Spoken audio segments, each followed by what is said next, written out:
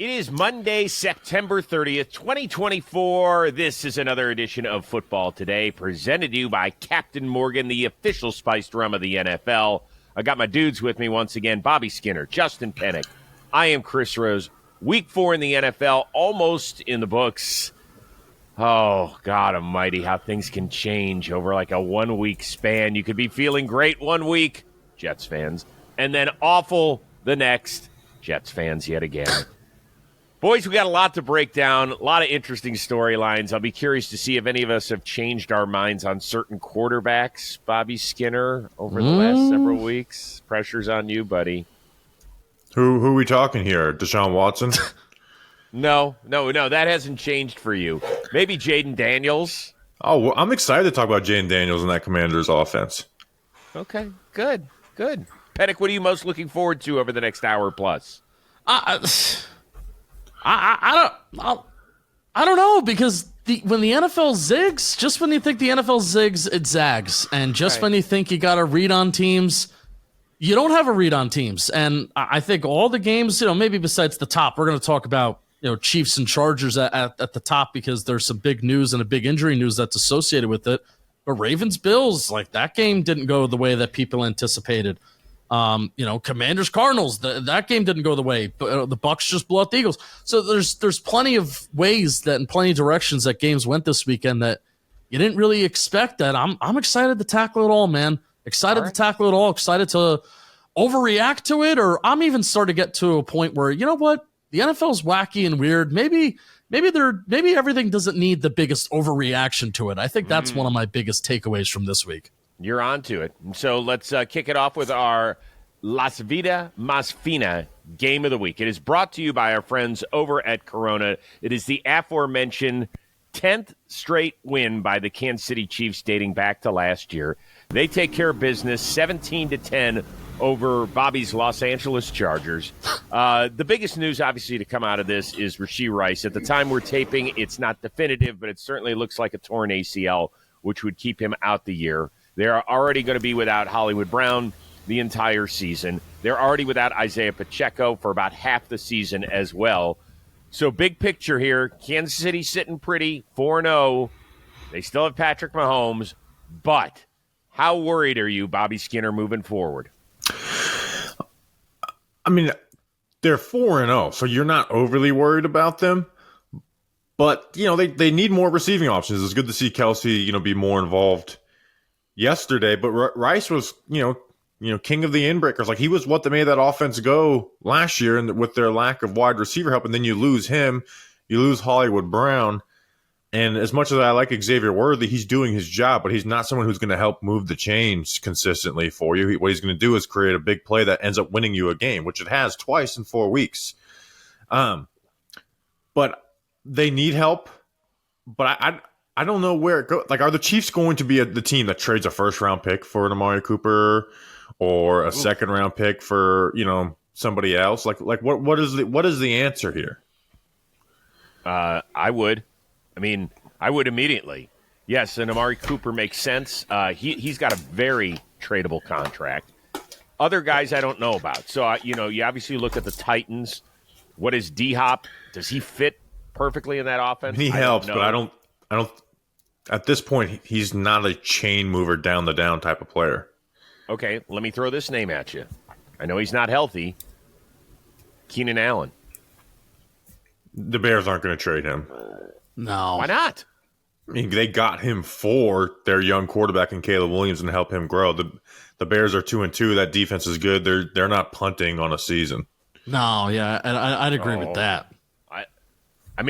Punting on a season where they're definitely not going to win a Super Bowl and he's on a 1-year deal with them. Yeah, but that's what they signed up for. That's what they're getting out of him. Yeah, I don't know. I would say everything's on the table. If you can they traded a 4. If they can get a conditional 3 that could turn into a 2 or something, heck yeah, I'd do that in a second. I'd do that in a second. I don't know. I don't think Keenan Allen being there is going to make or break Caleb Williams' development. I think there's other areas. But I'm looking at this through the Chiefs lens as well. Can they win the Super Bowl if they stand pat with the roster they've got, Penik? Yes. Yes, and I will say losing Rashee Rice like this, because Rashee Rice, and I don't know if it's somebody on this show made a point, but I've seen other people across national media make this point, that Rashee Rice and the way that he's been operating in this Chiefs offense is almost like the way that Travis Kelce has been operating in this Chiefs offense, with getting yards after the catch, having just that connection in the intermediate and the short part of the field with Patrick Mahomes. That is the connection that Travis Kelce and Pat Mahomes have had as the years have gone on. But so here's the thing, though. If the Chiefs can be slightly above average on offense, which for the Chiefs seems like it's a disappointment, but if they can be like top 13, top 14 in EPA or even points per game, right? It may be like, oh, this Chiefs offense is disappointing, but it's still above average. Then the odds of them playing meaningful football in January, you're going to have just as good of a shot as any team, because if they're going to be above average points scored, their defense is still going to play really good football, and they're going to have a shot in January. And then when you have Patrick Mahomes under center, I don't care who he's throwing to. I think he proved it. He proved that last year. Yeah, he proved it last year because they traded up in the second round, I believe, to get Rashee Rice. That's how much they believed in him. First half of the year, not ideal.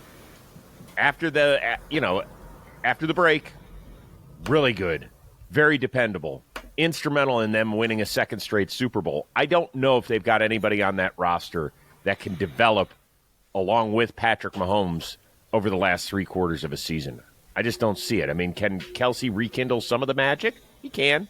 Might be able to. What I'll be interested to see if maybe a way around this is putting Xavier Worthy in the slot, which is where Rashee Rice has played, right? So you've had Worthy on the outside creating the big plays. If they move him in there, that would help with a lot of Worthy's issues of releasing the wrong way or not dealing with press. Like, I think that's something they can do, and he could be a crazy yak threat there. But they had Rashee Rice there, so I think they can do stuff like that. I don't know if they're going to do the drastic move. I think they even if Rashee Rice wasn't injured, I think the Chiefs should go out and get an Amari Cooper specifically, because he's still at the top of his game. So, and he's and again, like you mentioned, I think he has like a $1 million base salary, so you don't need to move any cap space around to get him. But the other options out there don't sound super appetizing to me. Is Deontay Johnson available? Are the Panthers willing to move off him after just trading for him? Because that could make sense, but I don't know if they're looking for him. Darius Slayton from our Giants has been a name thrown out there. Yep. But if, me personally, I don't want to trade Darius Slayton for a 4th round pick. So are you going to offer something more for a player who's not a wide receiver one and is in the last year of his deal? So Amari Cooper is the one that makes sense to me. I would trade a 1st round pick for Amari Cooper, because I think that I think even with Rashee Rice, that boosts their Super Bowl chances. But the Chiefs, when have they made the big trade in season? I'm trying to think of the only one I can think of is Tony for the 3rd round pick a couple years ago. When have they made the big trade? Because this was the same conversation last year. Even though Rashee Rice was playing well, it's they need wide receivers. They need wide receivers, and they didn't make that move for one besides Mecole Hardman. Yeah, but like I said, who is the guy that's going to step up and make any plays? And the other part of this equation, as I mentioned, is that they're going to be without Isaiah Pacheco, who helped Andy Reid stay with the ground game occasionally. I don't know if Kareem Hunt or Samaje Perine is going to do that. Andy Reid he can't help himself sometimes. When he should be running the ball, he'll still throw the ball because I've got Patrick Mahomes and I've got a great interior in my offensive line. And I've got Travis Kelce. So I'll just keep throwing the ball. He might just get in his own way sometimes a little bit. But I'll tell you what's different about this. I think Mahomes had 6 points, 7 points, something air yards per attempt this game. Mm-hmm. That was one of the highest air yard games that he's had over the last 2 seasons. I think they're committed. I think as an offense, they are committed to just Mahomes as almost like a point guard. And Rose, he made that throw. He took that deep shot, and I was taken aback. I was wow. Obviously, you know that he can do it. And it's so fun when Mahomes and these guys take deep shots. That's why the game, I think it's one of the best parts about football is when these quarterbacks take deep shots and then you see these big plays completed. I think it's one of the best parts about football, and a little bit's been missing from that this year. But he did it, and I was like taken aback by it because we just don't see it from him anymore. So there does need to be a receiver that needs to step up, obviously. But I think the Chiefs, Mahomes, Andy Reid, they're committed to running this point guard, just dish it out kind of offense that really isn't relying on any receiver being overtly like awesome. And they have Travis Kelce as well too. Like I know he's, he doesn't look like he did 3 years ago, but he is someone who will like get better as the season goes along and is in the playoffs. It's just like is invaluable because of how much they're on the same page and how smart both those two guys are. So I think they can survive, but hey, it's really hard to three-peat anyways. I don't, no team has ever done it in the Super Bowl era. But I don't see the Chiefs being the team that goes and spends that draft capital for like a 1 year rental. I don't see them doing it. We'll see how it all works out. The Chiefs next week host the Saints Monday Night Football. The LA Chargers will try and get healthy, try and get both of their starting tackles back. Well, I want to ask you, what would be the price for Amari Cooper right now? I don't think it'd be a 1. I don't think it'd be a 1. Heading in the last year of his deal. See, if it's a 2, then they should do it easy. Because that's a late 2 because it's the Chiefs pick. That's a late 2. Right. I mean, could it be a conditional, something that moves up based on if they re-sign him? Yeah, anything. You could make it attached to anything. I would love for them to get Cooper. You could tell me Rashee Rice was healthy, Travis Kelce's in his prime, Xavier Worthy's really good, and I would still be like trade a second for Amari Cooper because I think he's that good. Fits on any team.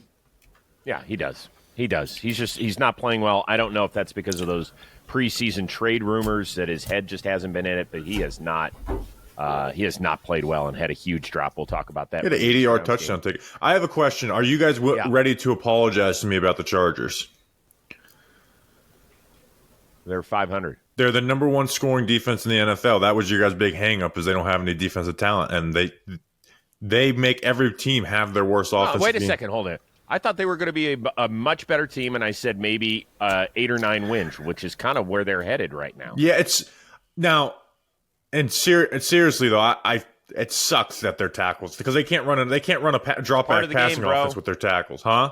Part of the game. It's part of the game. Everybody's losing linemen.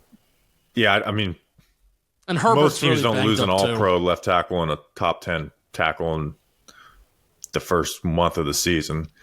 So right tackle actually played kind of well. I'm pretty sure.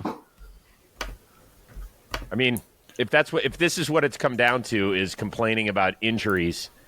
4 games into Jim Harbaugh's stint as the Chargers guy, I understand it. You wanted to feel good about your 13-4. Well, I mean, they're 2-2, and their losses are against 3-1. I mean, your Herbert has a sprained ankle, and then their 2 great tackles are injured. Like I don't think you can account for that, except that it's part of the game, and so you just have to. Okay. I will apologize. I didn't think Jesse Minter could. That do defense this. is really good, man. Yep. And that was the worry. Now the receiving talent is a worry as well. Like it's crazy that Ladd McConkey has that big of a target share. But Jesse Minter is doing a great job with that defense, and I think they're going to continue to do it. And hopefully they can get those tackles back eventually. Yeah. Hey, listen, they're better. They're significantly better. I think they're fun to watch. I just don't think that they're a top 3 or 4 team in the AFC. That's all. I think they'll compete for a wild card, which would put them around 9-10 wins. That's what I think. So there you go. Once again, that was the La Vida Más Fina Game of the Week. It was brought to you by Corona. And you know what we all try to be around here? A fan that never loses. So here's what we mean. Giants fans over there, Browns fan right here. Even when they lose, like this week, we are still loving the game. We still got passion. We still love football because whether it's the big deep ball that Penik was just talking about or some third and short conversion, or maybe a great tailgate that Justin was a part of last week out there at the Meadowlands. There's always something to cheer for. And the best beer to pair with the awesome moments, Corona. Corona's all about finding the maximum amount of joy within every moment of the game. Win or lose, at home or on the road, it's the perfect beer to go along with watching football and all the moments that come with it. So cheers to everybody who loves the game beyond the scoreboard. Corona, for the fans who never lose. Get yours at ordercorona.com for 21 and over. Relax responsibly. Corona Extra Beer, imported by Crown Imports, Chicago, Illinois. Let's get on to the Sunday Nighter. Ravens take care of the Bills, hand Buffalo its first loss of the season, 35-10, thanks to the ground game that ran for more than 270 yards, 199 coming on the hoofs of the one and only King Henry, who raced a Ravens record 87 yards on the first snap of the game. Yes, Buffalo made it interesting at times, but really this was non-competitive for the most part. And I think that Justin had said significantly more about the Baltimore Ravens, even though they're just 2-2, than it did about the Buffalo Bills. Didn't you think? Yeah, I mean, the NFL is weird. I will say, I don't want to just attribute the Ravens' loss to the Raiders as the NFL just being weird, because I did call it and I did see it coming. But what I think the Ravens have done is, it's like, all right, well, we're just going to lean into what our identity is, and we're going to run the damn football. But most importantly, it's not just about running the football, because obviously I think the Ravens want to. Like Ravens week 1 against the Chiefs, we want to run the football. Ravens every week. Well, we know the identity of our team. We see what we have at receiver, and we see that we have Derrick Henry and Lamar Jackson at quarterback and running back. We want to run the ball. But for them, it's about getting ahead, and that's exactly what they've done against the Dallas Cowboys. They coupled running the ball with some big plays through the air against the Dallas Cowboys, but this was just an ass kicking. This was just the Baltimore Ravens. Like, you blink and it's 21-3, and then the game script that the Buffalo Bills have usually gotten ahead with, where they usually are the ones who are getting ahead quick with their running game and being explosive with Josh Allen, their game script is done because it's 21-3. And then you become so one-dimensional, and then that makes things easier on the defensive side of the ball, and then, the Ravens just continue to tee off running the ball. I mean, they rarely face third down. That was a key factor in the first half as well. They ran the ball 34 times this game and faced third down less than 10 times. That is really, really impressive. Even in garbage time, where the game doesn't matter in the second half. The fact that you're running the ball that much and you're facing third down less than 10 times, that is an ass kicking. And did you know that Xavier Worthy and Derrick Henry reached the same speed of 21 miles per hour on both of their touchdowns, respectively? Derrick Henry's a freak, and he's 250 pounds and 30 years old.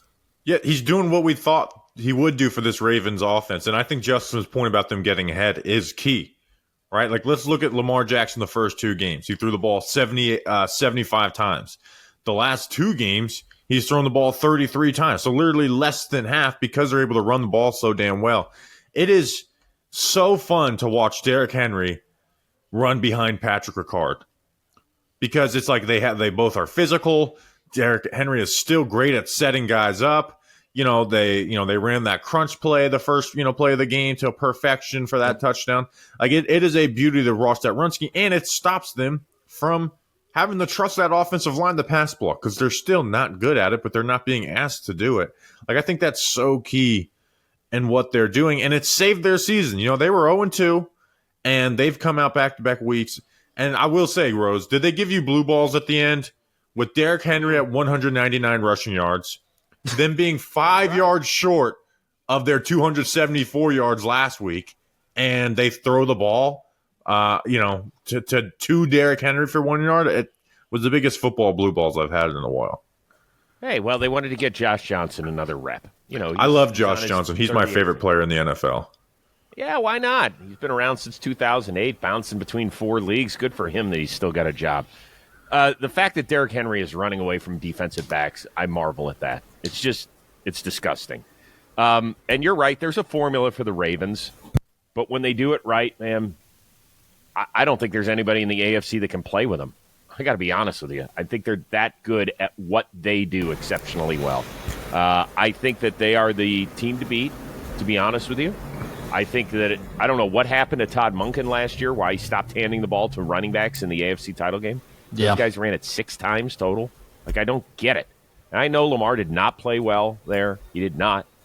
But, man, like he threw the ball beautifully. That pass to Isaiah Likely over the linebacker in front of the DBs. Perfect pass under center. Then he does a lot of stuff out of the shotgun and the pistol. Like, it's good luck preparing for them week to week.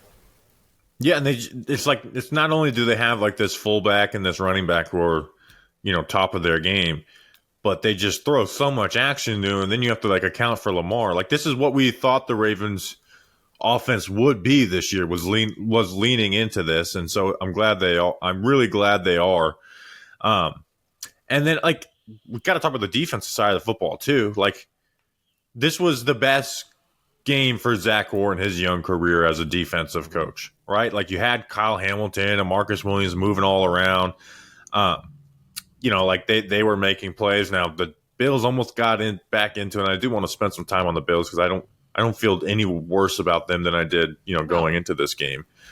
But this is the Ravens formula. The issue though is that you can't rush for 270 every single week either, right? So I still do have worries about the Ravens, once you get into the playoffs, but this is their way to get there, which at 0-2 facing the Cowboys and Bills, it wasn't a guarantee that they'd be in a good spot after this weekend. No, I think they should feel great about it. Defensively, I'll just tell you this. There's no metric for it. They sure as hell look like they hit harder than a lot of teams. Whenever I watch the Ravens play, I don't know if they put some lead in their shoulder pads or something. They just look like they hit harder when I watch them play every week. So they did a lot of great things. The Bills, shit like this happens. They're fine. Joe Brady got scolded by Sean McDermott after the game on this. They were moving the ball. They were still kind of in the game. They do that stupid trick play. I hate trick plays. Just let your quarterback – if you're going to pay your quarterback $250 million, can we let him throw the ball? I tweet it out every time, Rose. Why do teams run trick plays? They end up being worse more times than not. I feel like it is seriously for like the dopamine of it getting shared off of social media, and that's because we don't like to look at regular offense like, man, great sequencing by the offensive coordinator. No, we look at the cool trick play and like, man, this guy's a fucking genius. I swear they do it for that, because it's more times than not, it's always bad. Andy Reid, right? Maybe the best, coach in the NFL right now. And it's like, stop running trick plays. Stop running them. They're not worth it. Like, the cool ones that work are not worth all the bad ones that screw you up. Yeah, he can't get out of his own way sometimes. Anything else, or should we just table this discussion and we'll see you next week? Just that Josh Allen throw to Khalil Shakir is fucking nuts. I still feel really good about the Bills. Bills in this one too, but they got Ed Oliver. I mean, some of these interior guys like Ed Oliver's got to show up, and I think the Ravens took advantage of the fact that those Bills pass rushers and those Bills defensive linemen, they like to get upfield, and those linebackers like to flow side to side. Like Bobby said, the Ravens just throw so much at you, so much like misdirection, that by the time that you think that you're in a good spot as a linebacker, well, Derrick Henry and Justice Hill or Lamar Jackson, they're running right by you because the offensive line's flowing one way and the ball's going the other way. So, but they need more out of Ed Oliver too, because he got his ass kicked in the interior, I will say. This is the start of an interesting 3-game stretch for the Bills, who are at Houston next week and then take on the New York Jets once the Jets return from London.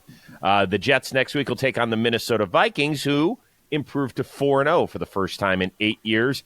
They jumped out to a 28-0 lead in Green Bay, held on, took an onside kick recovery to do it, 31-29 over Green Bay. Sam Darnold, 3 more touchdown passes as he continues to lead the NFL in that category. Jordan Love returned from a 2-game absence, threw for a career-high 389 yards and 4 touchdowns. He also got picked off 3 times. Minnesota, we've talked about this on the show. It is the best pairing going between offensive play caller and Kevin O'Connell and defensive mastermind in Brian Flores. Obviously, Green Bay got back into this thing, but overall, none of us had the Vikings getting 4 wins in their first 4 games. Heck, most of us didn't even have them getting 4 wins before November or December in some cases. What is the biggest headline to come out of Minnesota Vikings camp so far for you, Bobby? I really think it's just this defense, right? Like, the offense obviously gets the headlines, but this defense is just flat out really good. The way they're able to create turnovers and create chaos. And I want to talk about the Packers kind of playing into it a little bit, but where they got away from running the ball. I really think this defense is, they've look at the teams that they've done really well against. The 49ers, the Packers, and the Texans. Those three teams got Super Bowl picks before the season, right? Those three teams were Super Bowl favorites. And don't forget those damn good New York Giants they shut down too. I really think that's what's going to make this team go. The offense is going to be good. Like Kevin O'Connell was dialing it up, especially in the first half of this game, which we'll talk about. But I really think this defense is innovative in what they do. And it's something I've been talking about it for a while because the Giants play the Vikings week 1 and just seeing all the shit they throw at you. But it's really good. It's just hard to play offense against them. You're never in a rhythm. Let's talk about some stats. The Green Bay Packers and what team are tied for first with interceptions?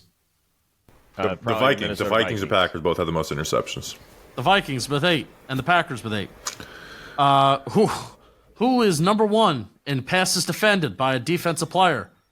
Number 1 Josh by Metellus. A large margin. Josh Metellus? I was even talking about as a team. Oh, as a team. Minnesota Vikings. They have 32. 32. They are first in the NFL with 17 sacks. They are first in the NFL with 37 quarterback hits. They are tied for first with 3 teams, the Broncos and the Bills, for tackles for loss. They're good. They're playing very well. They're a defense that gets after it. They're a defense that hits the quarterback. They're a secondary that goes after the football. And that is a team and a defense that I can easily fall in love with when you do both. When you go after the quarterback, and then also you have a secondary on the back end that goes after the football as well. And what superstar do they have? That's the main thing. Is that what big star do the Minnesota Vikings have that's kind of leading the way and is the catalyst? They don't. On either end, the front end or the back end. No, they've just got a lot of really, really good players that seem to understand his system. And it's nice that, Brian Flores was making life hell for Tua, apparently, down there in Miami. Now he's doing it on a weekly basis to a different quarterback. So that's kind of fun to watch for him. And now next week, I can't wait to see what he does against Aaron Rodgers and the Jets, who have to pick themselves up. Oh, which, by the way, you want to talk about cover 0? I hate to jump the gun, but if there's one thing that the Broncos did that they had a lot of success with, and the Jets kind of didn't know what to do with it, and a quarterback that is not doing very well on the run and mobile, that's going to be super fun. Can I give Kevin O'Connell some credit for something besides just the beautiful offensive game plans he picks up? Right, and this is something we were giving him credit for last year. I get on a guy like Shane Steichen for not getting rid of Gus Bradley, right, or that organization, right? How quickly he realized, you know what, this Ed Donatel guy, I need to fire him. I need to fire him, and I need to bring in somebody who is a completely different philosophy. You bring in Brian Flores, and it changes. No matter how good a coach could be as, coaching offensive side of the football or whatever, and how much you may like him, that is one of the hardest things to do, is fire someone that you like because he's not doing his job, right? These coaches do not like to fire each other, and O'Connell did that, and it's really paying dividends on him. Again, we'll talk about their, how great of an offensive play caller is and how they're getting the most out of that team, but that's a decision that has them as a contender right now. Yeah, but this is a lot about his play calling. And yes, Sam Darnold had 2 turnovers. He got nailed on a blitz by Nixon. He had no shot at that one. Also threw a pick, and that's part of what you're going to live with Sam Darnold. But man, he's got him looking like a pro quarterback. And I don't think he's going to end up signing a second deal there. They ended up, moving up a spot to go get J.J. McCarthy. I think he's their guy for the future. They obviously feel really good about taking him. But good that this relationship has worked out. I don't know what it means. The last time they started out 4-0, they finished 500. Do I see that happening? No. But I think they could be sniffing the wild card at the end of this year. They're not going to win this division, are they, guys? I don't see why not. Right? Unless they get Packers. figured out. Yeah. But I don't see them getting figured out, right? Maybe a great team can figure out what to do, but like the defense is we talk about how good the defense is. The offense is really talented. Like the offense, I'm sure will have some bad games, but they're going to be good more days than not. You know, like Aaron Jones has been really freaking good for them, and anytime they give the ball to Ty Chandler, he does well. And then Kevin O'Connell has these weapons with this good offensive line on, tackles wise, and a quarterback who can make throws, right? You know, they were up 21-0 with 8 completions to 7 different guys, 11 runs, 3 screens to like just 10 drop back passing. Like, Jordan Addison's wide open on his touchdown on the stutter and go. When they do just throw it up to Jefferson, he bullies, a corner for a touchdown. Like, they can run the ball. They can dial up, wide open receivers and receivers that can flat out just win when you throw them. Maybe, when TJ Hawkinson gets back, that adds another element to it. Like they're a really good offense, right? Like we don't need to do the fucking how good actually is Sam Darnold debate right now. But right now what he's doing is operating that offense really well, right? Yeah, like you mentioned, he had an interception, had a ball in the chest of a defender on the first drive. But with that defense and that offense, they're able to make up for it even when Darnold does have those moments. Yeah. Rose, what was the reaction around the NFL Network studios with the Jefferson one-handed catch? Oh, it was great. I mean, it's just one of those where it just kind of appeared out of nowhere. And normally that's Jair Alexander dinging him up, but he couldn't play because of a bad quad. Nixon had great coverage. He was right on him. And just, I love Justin Jefferson. I love everything about him. He's a star. He's confident without being oozing ego all the time. He's just great. I think he's great, and I'm happy for them because they're kind of a fun team to watch. We thought maybe we were going to get an interesting game between the Commanders and Cardinals. We did not. It was interesting because of what the Commanders continue to do, although they did punt a few times on Sunday. So Tress Way starts to earn his varsity letter. 42-14 as the Commanders improve to an NFC East best 3-1. Jaden Daniels continues to rip it. 26-30 for 231, or is that 233? Yeah, 233. He also ran for 47 of their 216 yards on the ground. Continues to make great decisions. Yes, he had his first turnover in his career, but that's all right. If you're going to do it in a 28-point road victory. All right, guys. Are we buying in, Penik? Are we buying in that this team can contend in a division in which there are question marks all over the place, including with the two big guns in Philadelphia and Dallas? Yeah. Right. Yeah, you want to know why? Because there are question marks with other teams. There are question marks with the Philadelphia Eagles. There are questions with the Dallas Cowboys. There are questions with the Washington Commanders. Go through a month, who looks like Jaden Daniels looks like a good football player. And that's what they have going for him right now. He's taking steps up. It's not like we're just seeing the offense that they ran in week 1 and week 2, right? The last 2 weeks, they've taken some steps up. Bengals defense great? No. Cardinals defense great? No. But you're seeing throws with anticipation. You're seeing throws that are being made with confidence. You're seeing the arm talent that you saw at LSU. You're seeing the best quarterback under pressure right now in the NFL, and he's top 3 against the blitz as well. You're seeing him do really good things on third down. So, yes, you could say that the Commanders have questions. You could say that the secondary has questions. You could say the offensive line has questions. Well, there's other teams in the NFC East and other teams around the NFL that have questions too. Jaden Daniels has looked good, and the offense is getting better, and it's not a baby offense that we saw in weeks 1 and week 2. What's more surprising, Jaden Daniels' success or the fact that this offensive line is was just protecting? I couldn't believe the time that they were giving Jaden Daniels. Now, granted, the Cardinals have the worst pass rush in the NFL, but that was our biggest worry for the Commanders is in this growth of Jaden Daniels, if you listen to our TPP on them, is this offensive line may make it really murky, and they've been protecting. Right. And then for some reason, also teams just keep playing 10 yards off the ball on all their receivers and making it easy for them to get the easy stuff for Jaden Daniels. But like Justin said, Jaden Daniels made more difficult throws, right? He hit McCaffrey on that high-low and then found McLaurin for the touchdown. Some good throws under pressure, right? Improvising with a flip to Zach Ertz and other plays. You had the interception. That was bad. But they're protecting. They're running. it feels like we have 5 teams running for over 200 yards every single week this year. So it's not as headline grabbing, but they did run for 216 yards, running Ronnie Brown Wildcat and shit. But that's where Kingsbury got flack in Arizona, and rightfully so. Here's the one part where I thought he didn't get credit for. His designs in the run game, man. Like, they're the number 3 run team in the NFL, and that always stood out from day one in Arizona, even when he was like the new wonderkin.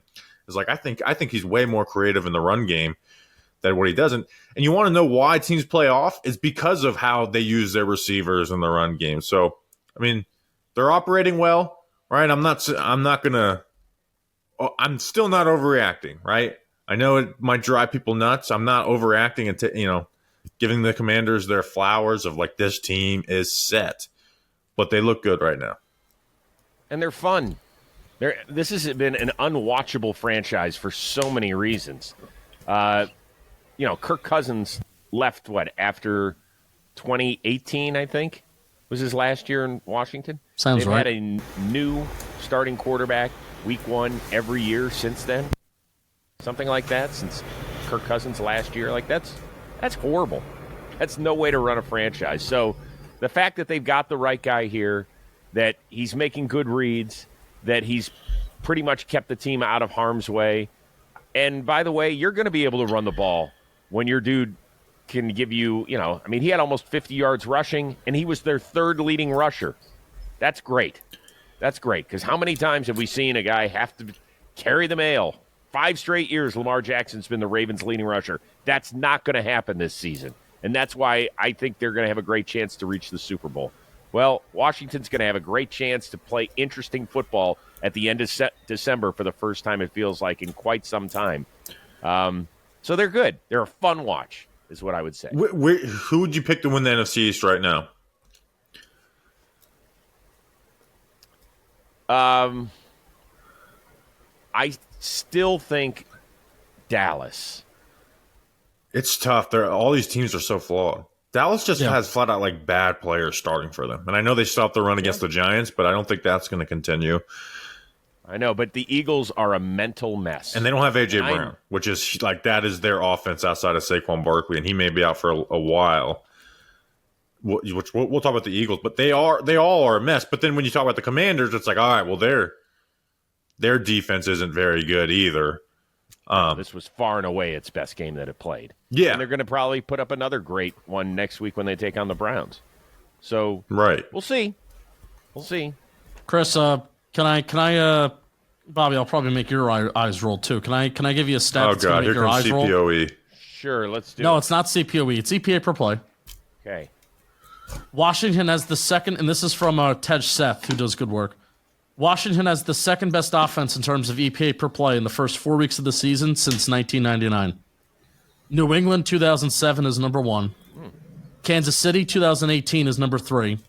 As the lights go out in Georgia, hold on. Kansas City 2018 is number 3. Green Bay 2020 is number 4. And LA, or I guess this is St. Louis, the Rams 1999. I mean, my jaw dropped when I saw this. Yeah, I'm going to give you one that I think people would actually understand, and that is that Jaden Daniels is completing 82% of his passes through 4 games. That is the best 4-game stretch in the history of the sport since 1950. Not the best 4-game stretch for a rookie, not the best 4-game stretch for somebody in the first 4 games of a season. It is the best of any 4-game stretch in the history of the sport. We're a completion percentage pod now. Yes. I mean, there you go. Pretty good. I'll take it. People could say, oh, well, they played this team, they played that team. No, they've done well. They've done well. Yeah. They've done well. They have done well. Okay, you wanted to talk about those Eagles. They went down to Tampa, and they got ripped up again, just like in the wild card game last year. 33-16 is your final. Baker Mayfield, another great game, 347 yards passing, 2 touchdowns, no picks, ran for another score. The defense, which came in with a league-low 2 sacks, beat up the Eagles' offensive line, got to Jalen Hurts 6 times. This one was not close in any sense of the word. To me, I think people are going to want to look at the Eagles and say, what's wrong with them? Jalen Hurts is getting pressured. He's turning it over. They were horrible without Lane Johnson and Devontae Smith and A.J. Brown and all that sort of stuff, and that is fine. I would like to give a little bit of love to the Tampa Bay Buccaneers. Don't we need to, Justin Penik? Yeah, I think we do. I mean, Liam Cohen in this offense is good and fun, and I honestly think like the Bucs deserve their credit, but I also think that this is who the Eagles are, where you're going to see good performances, and then you're going to see bad performances. Like, I'm not shocked to see Baker Mayfield have a 30-point day and Mike Evans and Chris Godwin. And also, shout out Bucky Irving. Shout out Bucky Irving having a nice, solid day, too. We've talked about him on this show before, and I've been Bucky Irving for RB1. I think that's going to happen. But I kind of think, like, this is who the Bucs are, where they're going to have some weeks where they're going to be great. But I also think this is who the Eagles are, where they're going to have some weeks, and particularly on the defensive side of the ball, where it's kind of like, it's left more to be desired. This is who the Eagles are. Inconsistent. Yeah, and their DBs are just not as talented or young or way too old. And the Bucs were just like throwing dump offs to the sidelines, and they couldn't tackle them, right? They were playing off, and then they couldn't tackle. And then anytime they tried to get, Baker was fucking thrown into some tight windows in this game. Like, he was just playing with his confidence at, level 1,000, moving guys with his shoulders. And, like he could have had more stats than the 350 passing yards, 2 touchdowns if a touchdown wasn't dropped and a couple other plays. But, like, they were just playing with confidence, and the Eagles had no answer for them. Who's got a worse relationship?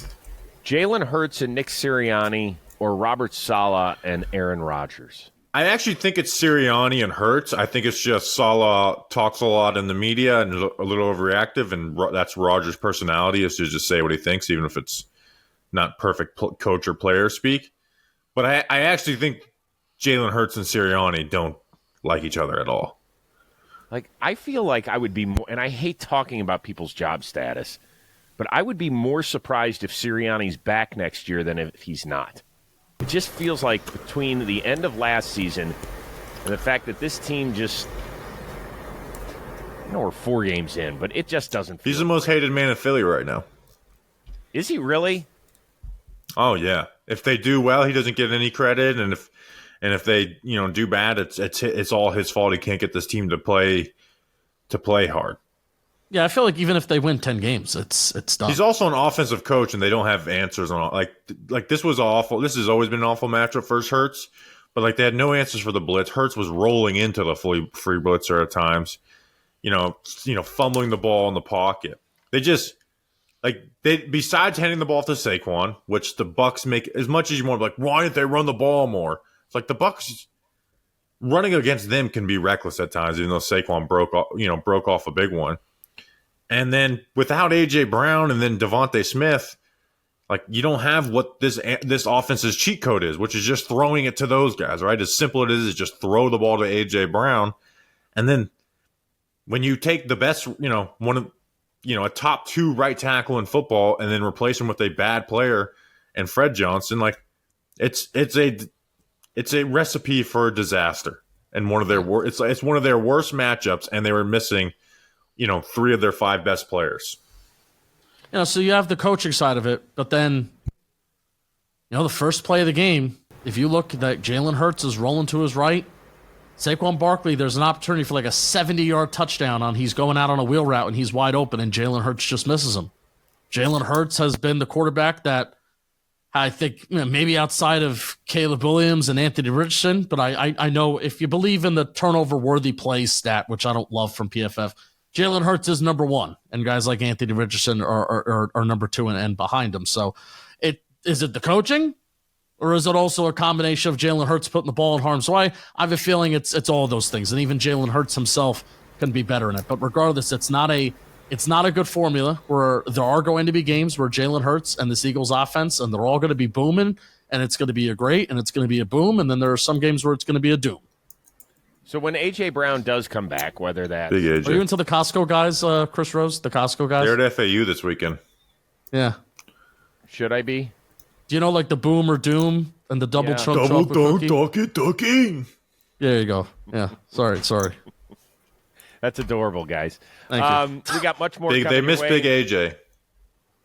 Yes, they do. They certainly do. Sometimes he can be a pain, but he can also be one of the most physical guys in the NFL, certainly for a dude his size.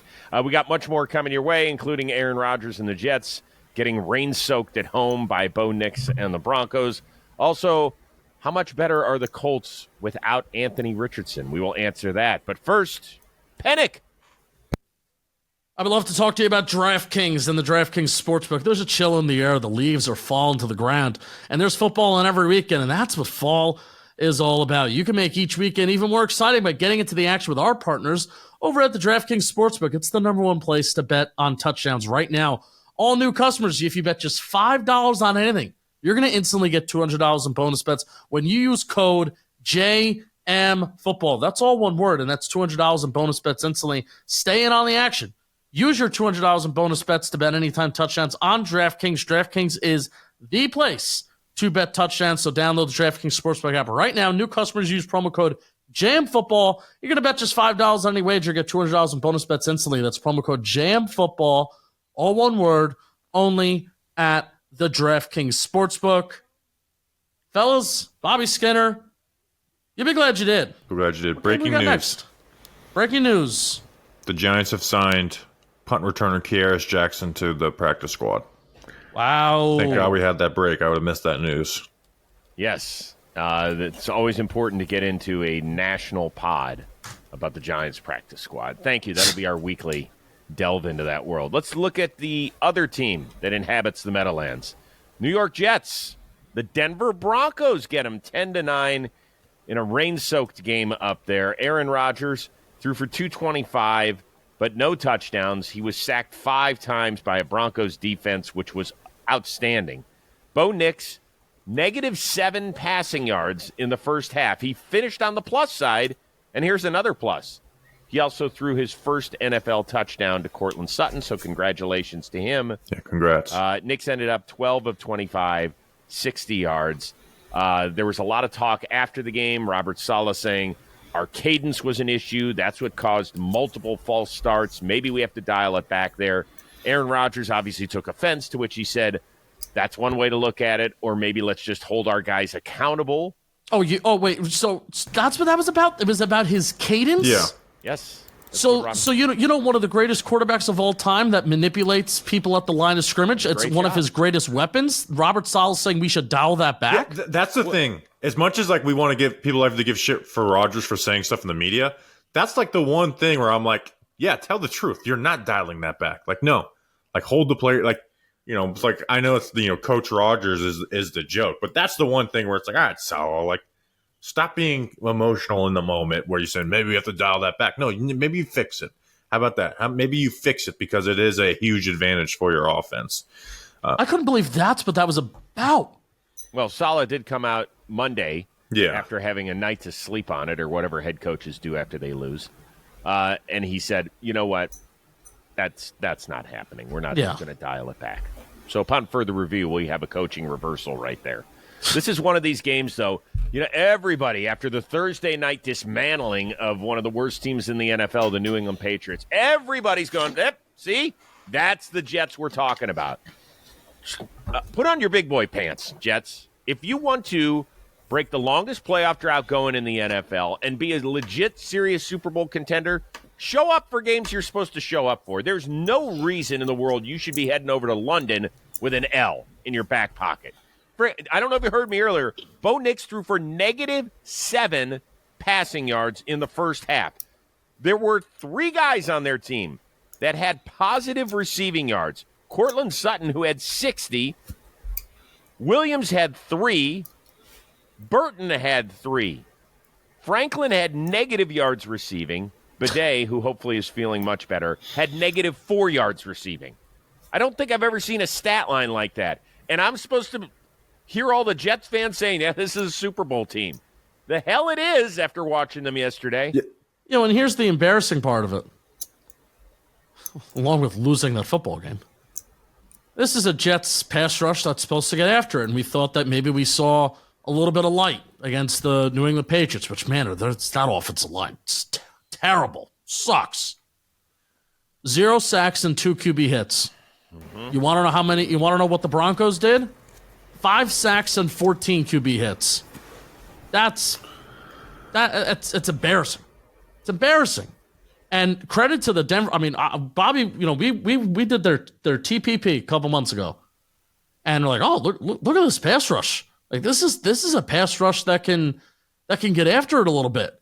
Nick Benito finally got hit. I think is starting to look a little bit better. I think he had a sack on the year before this, but he had a couple QB hits and he had a sack of his own. Nice ghost technique over Tyron Smith. There were times where they rushed 4 and they were effective there, but to end the game, they relied on cover 0. And oh boy, as the weeks go on, I'm falling more in love with utilizing cover 0 as these teams are looking to get rid of the ball quick and teams don't want to stretch the field. They're afraid to stretch the field. I'm all in on showing these cover 0 looks as much as possible, and even on like a 3rd and 7, showing a cover 0 look and dropping guys out or bringing them all. I'm all for it, and that's what the Broncos did in crunch time. Rodgers has not been good under pressure this year. He is not moving well. He did not move well against the Broncos. I know everything was wet and the field was this and the field was that. Okay, sure, I get it. Rodgers did not move very well, and he is not the same quarterback that's not on this do not blitz list anymore. So if I'm teams trying to prepare for the New York Jets, outside of maybe throwing some back shoulders to Garrett Wilson or Alan Lazard is a guy that Aaron Rodgers likes to look to when he's on the run and he's on the move too. I'm sending the blitz, and you know what, Aaron Rodgers, go ahead, try and make a throw on the run, dare him. Well, the worry is that all the worries about the Jets' offense are coming true. That Nate Hackett's not a good offensive coordinator who doesn't create much easy for them. They only have – I know Alan Lazard is their leading receiver, but that's not a good – that doesn't make you feel good about the Jets' offense. What that makes you feel is like you have one guy who can truly win in Garrett Wilson, and he's getting a lot of defensive attention. And when he's one-on-one against guys like Surtain or Gonzalez, he's not winning for the most part. Right? I know you got the touchdown on Gonzalez, but like – those guys have won those matchups when they've been one-on-one on them. Doesn't help when he's the third play of the game he fumbles. They have no slot presence. They've thrown the ball to their starting slot wide receiver 6 times this year. And the offensive line is having issues. It's not like this terrible, terrible, terrible offensive line, but they are having some issues. And Rodgers doesn't do you look at that game and say Rodgers played bad? Like, I thought he made the most out of a fucking shitty performance by the rest of his team by getting Alan Lazard yards, right? Escaping often, even when they're, sometimes when there's some stuff there, but there's just no easy buttons in that offense, and their run game is awful. And Breece Hall, probably one of the more surprising parts of this year is that Breece Hall, 2nd year off the ACL, and that's the year where you're supposed to be physically at your peak. Breece Hall does not look good. And they're also playing games by they had 1st and goal at the 1 yard line, and they handed it to Breece Hall instead of Braylon Allen twice, right? Braylon Allen was breaking tackles, playing physical, and then they pass on 3rd and goal, and they have a false start on 4th, and they end up having to kick a field goal instead of getting 7 points. Like, that's the difference between winning and losing right there. So I do think they're going to figure it out to an extent, but they are not. The vibes aren't as high as they once were for this New York Jets team. This is a typical New York Jets loss, and that was the impression that I got from watching the game yesterday, just from being in the tri-state area and listening to sports radio all the time, and then coming into the office today and talking to some Jets fans. It's like, all right, you shocked that you lost that game? No, I'm upset. They're mad that they lost that game, but the New York Jets lose that type of football game all the time. The main difference is you're not supposed to lose that type of football game when you have Aaron Rodgers at quarterback. And I think that just goes to show that they're poorly coached. They have a bad offensive coordinator with a bad wide receiver, too, and a bad slot wide receiver and a tight end who's not much of a receiving threat. Like, it's just you can only hero ball so much if you're Aaron Rodgers. Yeah. And sorry I took over there, Chris, but no, you're good. That game made me, like, if I was a Jets fan, knowing that you can't fire anybody because it's Aaron Rodgers' team, but I was thinking, I'm like, if I was a Jets fan, I'd probably want somebody fired after this game. That's how terrible that loss was. Colts 27, Steelers 24. Injury news on the Colts front. Sounds like a high ankle sprain for Jonathan Taylor. They don't think it's horrible. I don't know. I hear high ankle sprain and I think horrible, but they don't think that it is so bad. Obviously, we're really keeping our eye on Anthony Richardson, who injured his hip, took a playoff, went back in, and then ran the ball again on an RPO for some stupid reason. Joe Flacco came in 16 to 26, 168, 2 touchdowns. In the last 7 games in which he's played, he has thrown multiple touchdowns. The Steelers came into the game allowing just 26 points in starting 3-0. They allowed 27 in this loss, although Justin Fields did have his second-best passing day of his career, threw for 312 yards and a score, and tried to lead them back. They got close a couple of times, but just not good enough. So let's start with the whole quarterback situation. Don't know how long Anthony Richardson's going to be out as of the taping of this show. They're obviously a better team right now with Joe Flacco. But does that mean let's let Anthony Richardson sit a week, 2 weeks, get him feeling better, maybe sit from the sidelines and watch? Or do you just say, hey, screw it. Let's go with Joe Flacco. We saw what he did in Cleveland last year. Well, any decision has to be in for the betterment of Anthony Richardson. If you think letting him sit for a few weeks helps him, then let him sit. But if you think he needs to play through his struggles, then he needs to play. But they are a better offense with Joe Flacco, right? Like, you see the potential of that offense with Shane Steichen and the weapons they have. Like, Josh Downs was really involved. Like, really the only thing Flacco couldn't do was escape pressure, which Richardson could obviously do. And then he threw up that deep ball to Pierce, and you're like, yeah, that would have been like the weekly 60-yard Anthony Pierce catch from Anthony Richardson. But yeah, they are better without Richardson right now. But again, my talking point with Richardson has been the same. I know everyone wanted to get overexcited on him this year and be like, oh, he's here now. This was always a patience pick. And if you think that starting him early was the right decision, then that should still be the right decision for you. It's kind of unfortunate that he was 3 for 4, 71 yards. Now his one incompletion was a terrible miss. Yeah. A wide open some really receiver nice on the throws sideline. in those 3 throws, too.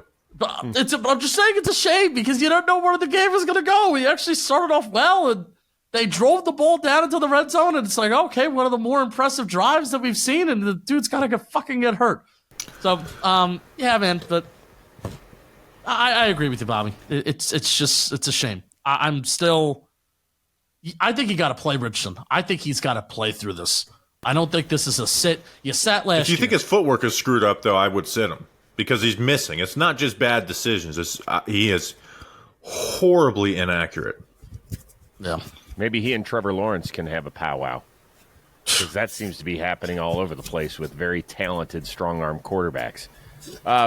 We asked at the beginning of the year, coming off of shoulder surgery, should or is Anthony Richardson going to change the way he plays? The answer, will he, was a resounding, I'm not going to change the way. Well, guess what? He got nailed again. Again. And I don't know if it's because he's fragile. He's certainly big enough to take hits. But, man, every time he gets out of that pocket and runs, now you're talking about a hip issue. And then they let him run the ball 2 plays later. Like, come on, guys. Did you not see what we all saw? Why in the world would you even give him the option of running the football on that play? That's just ridiculous. So I know I keep hearing he can't change the way he plays. That's who we drafted. Well, guess what? He started 4 games last year, finished only 2 of them. This year, he started 4 games. He's finished 3 of them. That ain't good enough at this level. So, No. Good luck. Steelers, by the way, we're done talking about Justin Fields because he's going to be their quarterback the rest of the year. Now the question is, should they sign him to an extension? Like, at what point do you think the Steelers make that decision, Bobby? What is the extension, like $10 million per year? Oh, I don't think so. I mean, Then no. Because this was his best game. He used his legs in the low red zone. Gus Bradley's defense is so fucking undisciplined. How do you lose fucking your lane on 3rd and goal against Justin Fields? Gus, I gave credit to O'Connell, fire Gus Bradley, Shane Steichen.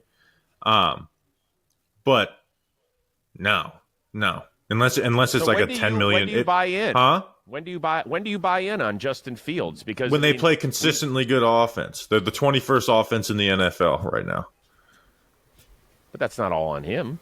I mean, he's done exactly what they've asked him to do. Yeah, but they're asking him to do what he's doing because he's a limited quarterback. Okay. I mean, Again, it sounds contradictory because I'm like, the Steelers are playing offense the way they should, but they're playing offense the way they should because they have Justin Fields at quarterback and they don't have a plethora of weapons. so you think that it's better to go into the draft next year because you're not going to go get a free agent quarterback or most likely trade for anybody that can be an upgrade over Justin Fields. So you would rather... Well, give me the Fields contract because I said $10 million per year. I'd do it. Well, there's nobody that plays for $10 million. Sam Darnold. That's a one-year deal. Right, that's what I would do. 1 year deal. You would give him a one-year extension for $10 million? Do you think he would take that? What is Justin Fields being offered out there? I don't know. I think my guess is the Raiders would offer him something. Good luck, Las Vegas. I think the Raiders would offer him something. So that's true. They might. I mean, they just offer Gardner Minshew off of a bad year? yeah. I mean, you do like Justin Fields more than Gardner Minshew, don't you? Yes, I do. Okay. Well, that's good. Do you think the Miami Dolphins would like to have Justin Fields right now? As a backup? Hell yeah. Yeah. Yeah. Well, that's what he went into it this year, as a backup. Right, but you're paying more than $10 million a year for... Tell me what you would pay Justin, like the Browns, right? Let's say they magically get out of that Deshaun Watson contract, which they're trying to, not with magic. What would you pay Justin Fields next offseason to be the quarterback of your Cleveland Browns and be happy about it? I would pay him well over $20 million a year with that coaching staff. I wouldn't. I wouldn't even go close to that. Oh, I would.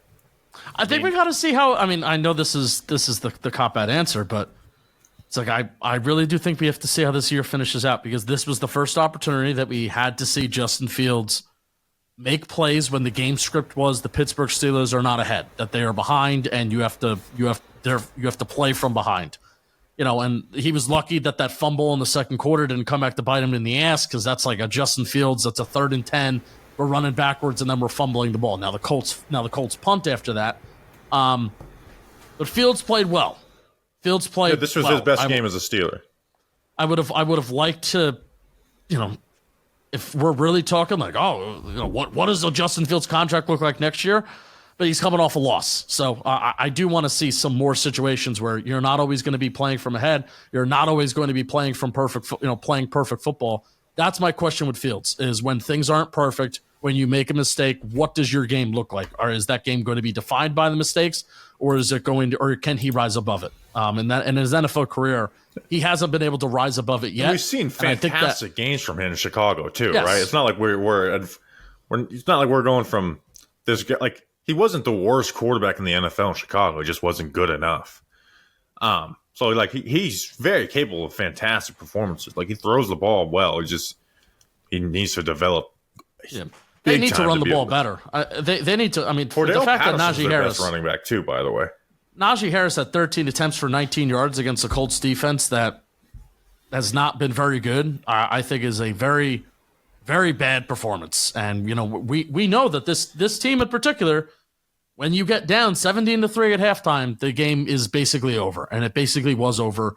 I appreciate the fight that Fields had, but the game was basically over at halftime. I wouldn't say that. They got back within 3 a couple of times with several minutes to go. So I thought he did an amazing job. He had never had anything more than a 10-point comeback when he was with the Chicago Bears. No, I agree with that, and I think that they did show fight. But it's just... I thought he was instrumental in that. So, I mean, that's kind of what you're looking for. Do you want him to finish the job? Absolutely. But you're talking about a team that does not have a second receiver. You're talking about a team that, I mean, how many running backs do Warren didn't play yesterday. Right. Their offensive line got banged up, and they still have massive problems all over the place. Yeah, he ran it really well. Pretty well. I think he's playing pretty well. Falcons get a last-second field goal from Younghoe Koo, who's got the funkiest setup, I think, of any kicker going in the NFL. He delivers not only a career-best 58-yarder, but the best in the long storied history of that stadium in Atlanta, where they get a new one like every 6 years. So they come back and they beat the Saints 26-24 is the final. I will say this about the Atlanta Falcons. You have to watch every one of their games because the last 2 to 3 minutes of it will produce something where you're like, what the heck is going on? They got a 30-yard PI on Paulson Adebo with the Saints, as they were driving down for the eventual game-winning field goal. Anybody have a problem with that call this week? Bobby, do you have a problem with it? No. It was a fair call. No. Yeah, I thought it was fine. It was a good call. We're still waiting for this Atlanta offense to get into another gear. Bijan Robinson, 7 carries for 28 yards. Tyler Algier was the guy who really got to tote it in the second half, it felt like, when it counted. Kyle Pitts, no catches again yesterday. Thought the coaching staff was supposed to make him into the top 5 pick that he was. I don't know. Do we feel one way or another by either of these 2-2 teams, Penik, at this point? I don't know how the Falcons won this game. Because the Saints gave it to him. They gave him 2 touchdowns with a pick 6 and a muff punt. And it's one of those things where it's, again, I feel like the Saints just gave away another football game. So I've went from like being the Saints guy to I'm so pissed off at them. Like I'm, hear it. Like I'm like Butters in South Park. Like I'm pissed off. Like I can't believe they should be undefeated. They should be 4-0. This feel good team, and they've screwed it up. Like they have royally screwed it up. Games where they should have won. And again, you could play the should have, could have game all day with every team, but like they should have won these 2 games, and they've screwed it up. Like they drive me nuts, and I'm not even a Saints fan. So the Falcons, and we've seen this several times this year, they win a game without an offensive touchdown. Derek Carr did have a tip ball. Troy Anderson, the two-way player at Montana State, who, by the way, scored 38 touchdowns in college. Yeah, I remember him. That was like Yeah, it was a fun little thing. He ended up scoring his first in the NFL. Rashid Shaheed, you mentioned the muff punt. I think I saw 5 times yesterday where guys were catching the ball on a punt inside their own 5. Yeah, what are you doing? And if you're going to catch it, catch it! But it's just like, why are you touching the football there? Like, Peter, get the fuck away from the football. We need to change it from Peter to get the fuck out of there, because that's unacceptable. It's too long. That's crazy. Peter's a lot shorter. Yeah. People start thinking they're like miracle workers. Can I tell you who the most important player on the Saints is? Taysom Hill. He was out against the Eagles. Yep. And you can laugh, you can joke about it. They were winning, and they were, pretty in control of the game. When he was in, he had 2 touchdowns this game, and then he gets hurt, and then they lose it. Whether that's because, they lost it because he wasn't in there, I don't know. Again, another TPP research of just looking at their efficiency when he's on the field and their efficiency when he's off the field.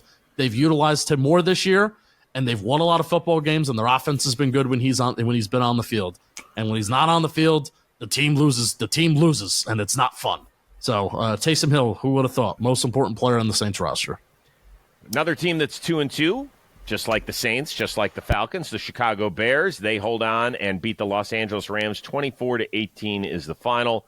Caleb Williams, 17 of 23, certainly his most efficient game in his first 4 in the NFL.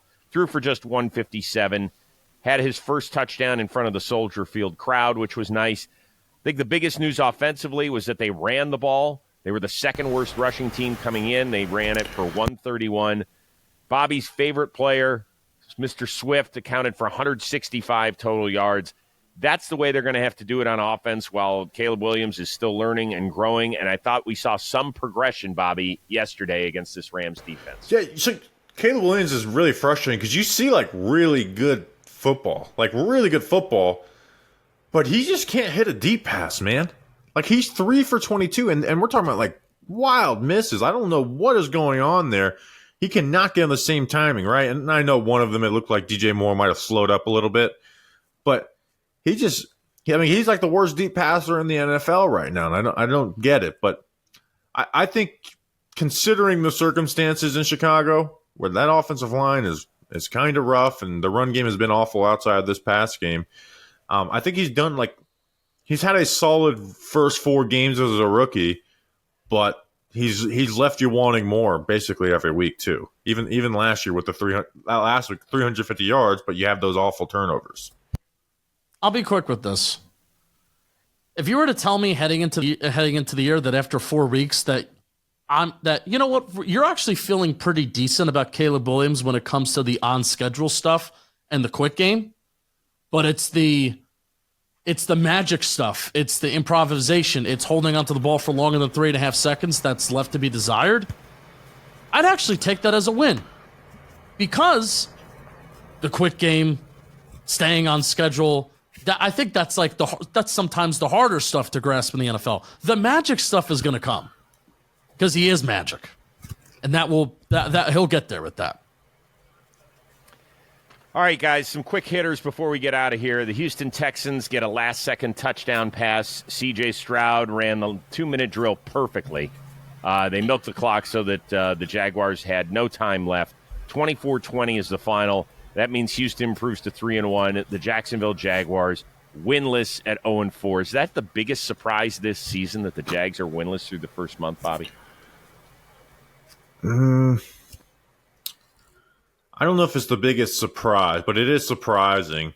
What's not surprising is Doug Peterson doesn't know how to handle himself and is, throwing guys under the bus and acting like, why are you asking about my job? That's kind of a weird question. And it's the 2020 Philadelphia Eagles all over again under Doug Peterson. You will admit, though, Trevor Lawrence stinks right now. Here's the issue with talking about Lawrence on this show is, like, I can't watch every game. I'm not watching a lot of the Jacksonville Jacks. I haven't been able to really dive into them and watch them. Okay, then let me help you out here because I have to call their game against the New England Patriots over in London in a few weeks. So I have been watching them extremely closely. Yesterday, he had 2 surefire touchdowns, guys wide open. I know Christian Kirk was one of them. I want to say that Brian Thomas Jr. was the other. Had gotten past the defense. I mean, all he has to do is lay it up, dude. Just lay it up. And I don't think he had guys in his face. I'll go back and watch. And if that's the case, then, Trevor, I apologize. But he is missing huge opportunities for this team. And then, I understand them going for it on the first play of the fourth quarter where they're up 3. It's 4th and goal. And he gets stuffed on a quarterback draw. That sort of stuff happens. I didn't mind going for it there and trying to get up 2 scores. Maybe I'm just frustrated because I hate calling games where teams totally suck, and that's where it's headed for Week 7 over in London. Bengals get their first win of the year. They top the Panthers and their old buddy Andy Dalton, 34-24. Joe Burrow threw for 232. Jamar Chase, another 60-plus yard touchdown. This one 63 yards, and it was cute. He threw the football to his dad afterward, which I loved. The question is, can the Bengals kind of get going from here, or are you too worried about their defense, Justin, moving forward?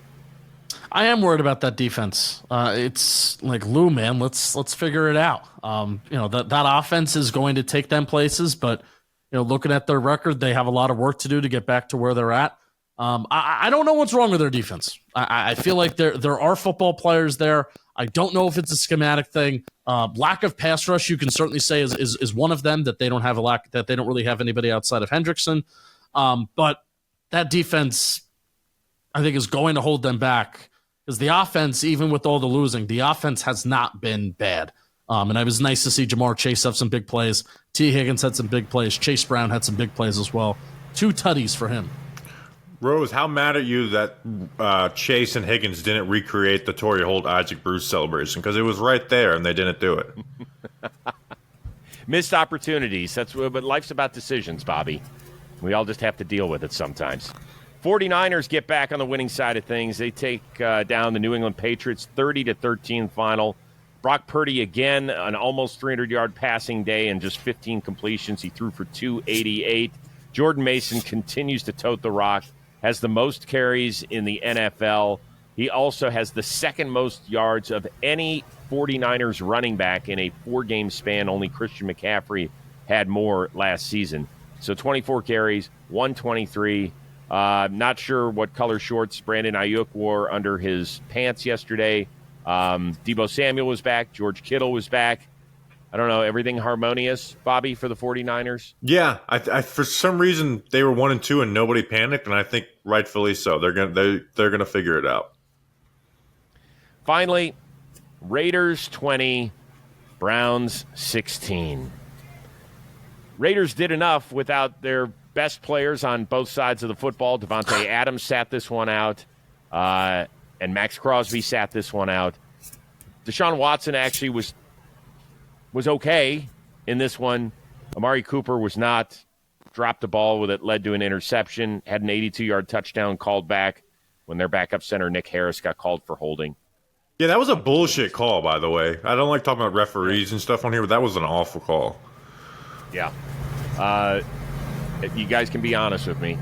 Is the season over for my Browns? Yeah, you guys have the worst offense in football, in my opinion, and the defense is not as great as it was last year, so it's over. But it's over for us, too, so you can feel good about that.